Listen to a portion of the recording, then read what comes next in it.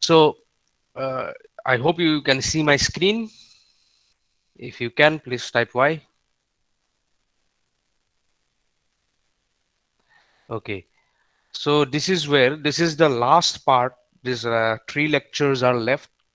Last lecture will just go through the whole course in a breeze, just browse through whatever we have covered. These two lectures will be on speech recognition and speech synthesis. Both are extremely practical subjects. Uh, unless you implement this uh, systems yourself, you code it yourself, you implement it system, or you develop the system, you are not going to get an actual feel or of what is happening. These are very, very complex things. You have seen how HMM, how complex HMM can be. These systems nowadays uh, employ a mixture or hybrid of HMM with neural networks. HMM, in fact, you can say is a kind of neural network because all the connections they have. No, okay, it's not strictly a neural network, but the kind with the kind of connections you have, so many uh, links, it is more or less behaving like a neural network. Anyhow, so these two topics, speech recognition and speech synthesis, will go through in these two lectures in a very, very, very top view, very what is called generic, very simple, relaxed view kind of. We cannot go in depth. Each of them deserves maybe if you work in either of them, it will require 1 year. If you practically implement them, then you will become comfortable and understand them in depth and so on. Anyhow, so uh, moving forward, so we have this. This is the mathematical representation of the speech recognition problem. And we have seen, we are giving examples when we are discussing HMM. I was talking about an isolated word recognition system. At times, isolated word recognition. So what is isolated word recognition? You just speak a word and that's it. It is not in a continuous sentence, part of a continuous. And I was talking about these digits 0 to 9. So if you speak these digits in isolated fashion, you just want to estimate one of these words basically. So that's isolated word recognition. But when we come to practical speech recognition, it's called large vocabulary continuous speech recognition, not isolated, continuous. Why it is large vocabulary? See, isolated words, we had only these 9 words and so on. Large vocabulary, when we speak in a continuous fashion, when YouTube generates your subtitles, so what it is doing? It is doing converting your speech to text. This is speech recognition, converting your speech to text. And it is obviously large vocabulary, unlimited. We can say anything that is possible uh, within the English dictionary lexicon. Whatever is there in the English dictionary, whatever words are there, we use them and to construct sentences. And so it's a huge, almost kind of, you can think it is an infinite resource. So, what is the goal? The goal is that you have your,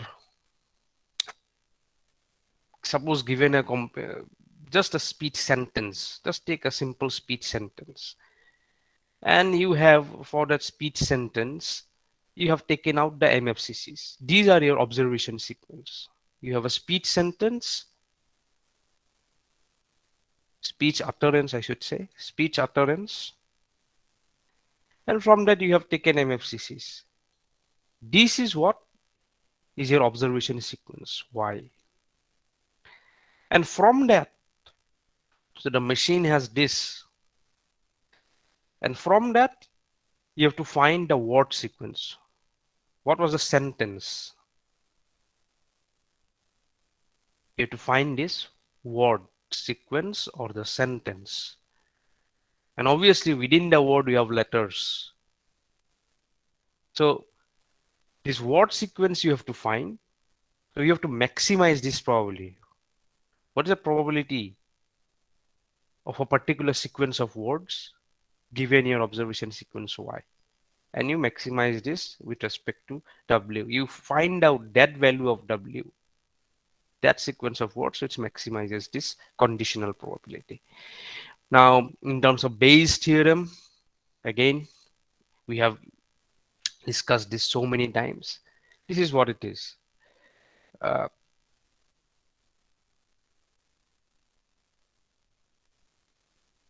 you have this joint probability, which you have again represented as A posterior and probability and A priori probability, whatever.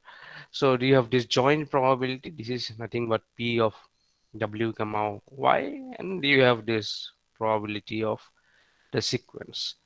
Now we are trying to maximize what is the word we are maximizing is with respect to the parameter W, the word sequence. So this bottom denominator, you can just neglect it. It has no value in this maximization operation. So we end up with this.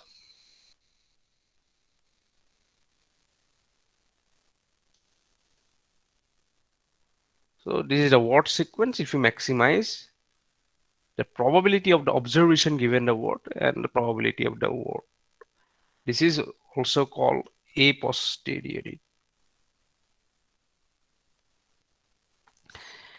So you have to maximize the probability of the observation sequence given the word sequence and the probability of the word sequence.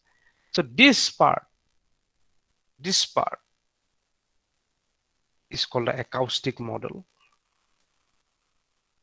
and this part is called the language model. So in a speech recognition system, we have two components. One is called the acoustic model, which tries to maximize this, and the language model, which tries to maximize this. So how do you do so?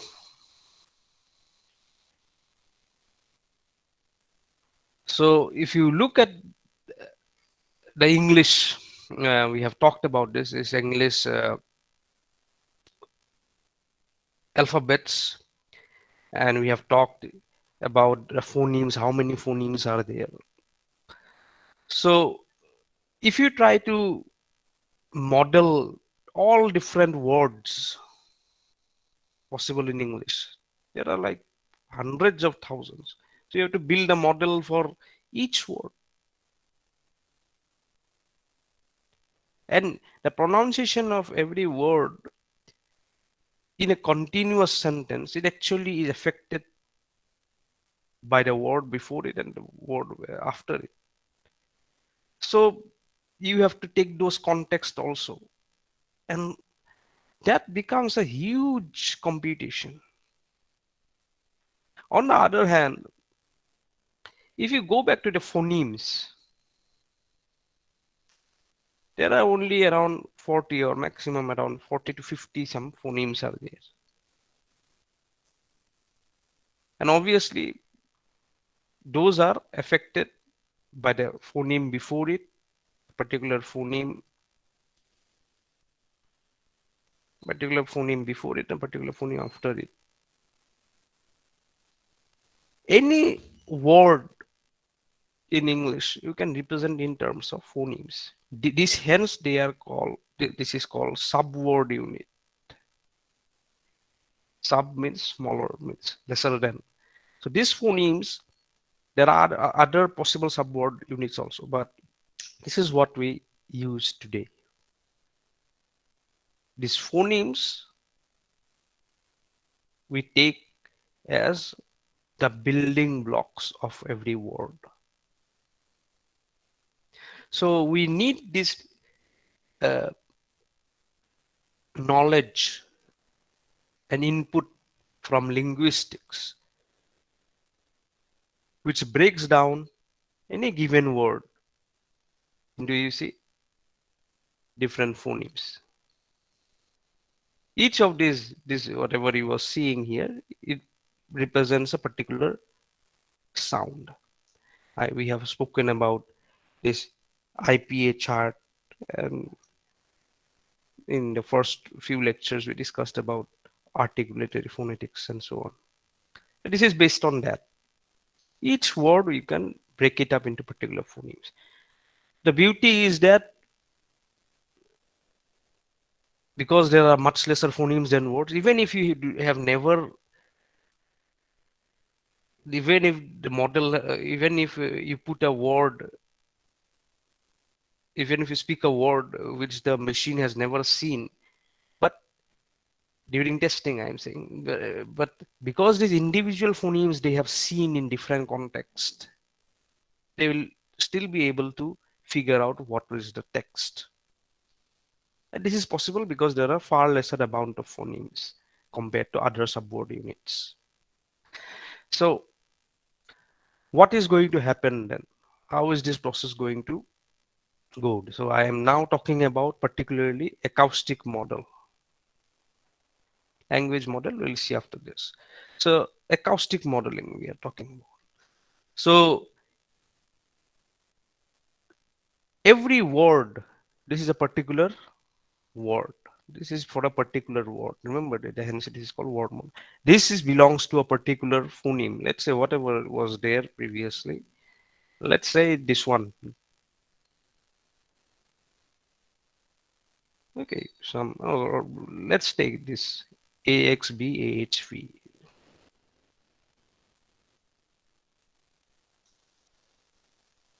Something. So every phoneme we have seen in HMM, you can think that every phoneme is like a state, or every subword unit is a state, and it is linked with another state and so on and so forth. These are states. There is a particular probability from going from one state to another. You have seen in HMM. Now within this particular phoneme,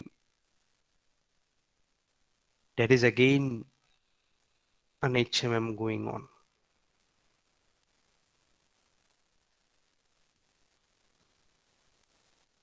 So you can say, for example, here it is shown as a three-state HMM. You can say this is AX beginning. So word model, I guess this is where you are stuck. So this is the word model. There are two models. One is a acoustic model, and this is the language model. So we'll go into this how to implement the acoustic model. Implementing the acoustic model, you have this subword units, and how we choose the subword units is we go back to our phonetics, articulatory phonetics. In each word you can represent it by a concatenation of its phonemes. So you have only 40 to 50 phonemes, so there is a far lesser combination and computations that uh, you can model compared to if you go for other types of uh, units, subword units. So you have this word model. So I took an example. So let's say some word, these are the different phonemes. They are linked. One phoneme comes out after another. There is a particular transition probability. There is a self-transition probability, and so on. This is kind of like a HMM, but it need not be an HMM. It could be a simple what is called Markov model without hidden states. But each of these phonemes, each of these phonemes are represented by hidden Markov models. For example, here the three states are there. Let's say this is a phoneme of sound R, let's say. It's not exactly R, but let's assume this R. So you can say R middle, R end, R beginning. Three states here it is representing, hidden states. Now, obviously, we don't understand particularly what R middle, how will it sound like, how R begin, how R itself is just too smaller unit in a continuous speech. Anyhow, but this mathematical formulation works and hence we have been using it. So now what happens is there are other ways of pronouncing a particular word also. Hence this all these parallel paths you are seeing. But let's forget about all those. Just consider only this. So what happens in a particular observation sequence is there. Particular observation sequence. So these are MMCC vectors. Let's say these are 1, 2, 3, 4, 5. These are 5 vectors which actually belong to the particular phoneme. So you model all these 5 vectors by a, let's say, some 3-state HMM or a 4-state or a 5-state. But make sure that your number of states should not be greater than the number of observation vectors. This will be absurd. So generally 3-state or 4-state or 5-state HMM is used, not more than that. So here's a good example of this. Is a show all alerts is the sentence being spoken. So show has this. These two phonemes are in show. So you can see here, first the sentence begins with silence, then all these phonemes, one after the other for the entire sentence are listed here. So each of these phonemes are modeled by an HMM. And again, from one phoneme to other, there is a particular transition probability and so on and so forth. And this complete thing is termed as composite finite state network. It's a fancy term, but basically it means there are HMMs for each phoneme and they're connected to one another. So this is how a subword unit model and a word model are combined, and this is a complete acoustic model. So we have talked about acoustic model. So what about this? Now we go to what we call as language model. So many words are there. So many words are there. You have to maximize that probability of a particular word sequence. So the more the word sequence, the more difficult, more larger the computations become. So what we do is find out generally this, go for this n-gram model. What this n-gram model means given a particular word, you find n minus 1 words in sequence. So basically, if you have particular word at time t, previous t minus or n minus words, previous n minus words in sequence you have, what is the probability of the current word being something that is in the dictionary? In the dictionary, on all the text you process, this is all, that's why it's called language model. You have to process lots and lots of text to find out what is the probability of a particular word given a particular sequence of words. So when you type in Google, this is indirectly what is happening, although it's by something called LSTM and other neural networks. If you start typing in Google, already another word starts coming up. It is basically a probability they have determined. After these 3 words, this is the probable word that is coming, that has the highest probability of occurring. That's a language model when you type in Google. That's what is happening. So this is exactly what is happening here in ASR. Generally, we use n equal to 2 or 3 because otherwise the computation is too much. There are too much possibilities, too many combinations of words that are possible. So we go for this bigram or word pair model or maximum sometimes trigram is also people use if you have computational resources. What it is showing that what is the probability for your current word given you know the previous word. So basically, what is the probability of given word? The previous words being whatever is available in your dictionary or in your text processing, whatever data you have, whatever text you have that you are training in that, whatever you encounter. So that's how this language model is built. And the combination of both acoustic and language model will give you finally the ASR system. So this is finally what we call as large vocabulary automatic speech recognition system. You have your speech input, you get your feature vector, MFCCs by spectral analysis or feature engineering, different terms, but objective is to extract frame-wise features.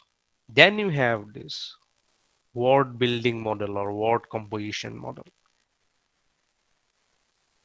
So there you have subword models, and then you have this lexicon or each word. How is it segmented? How is each word segmented into different phonemes? You can say that is what is the lexicon. That is given by these articulated phonetics. And for each of these phonemes or subword units, you have build a model. That gives rise to this word model. What is the language model doing? Language model, what it is doing is finding out in which sequence these words should be there. Okay, you got all the words of a particular sentence from the acoustic model, but in which sequence they should be there? What is the best probable sequence? That is the objective of the language model. This gives word level maps, this gives sentence level maps, and this is the final recognized sentence. So this is a very brief overview, very high level overview of ASR. ASR is extremely, let's say, complicated and also a very rewarding career if you want to go into it. I am sure you know how important voice technology is. So ASR and TTS, text to speech systems, they are like the topmost areas of research in speech technology. Apart from, of course, there are certain other domains as well. So there's a video I wanted to share with you. Unfortunately, we lost 15 minutes. So here's the video.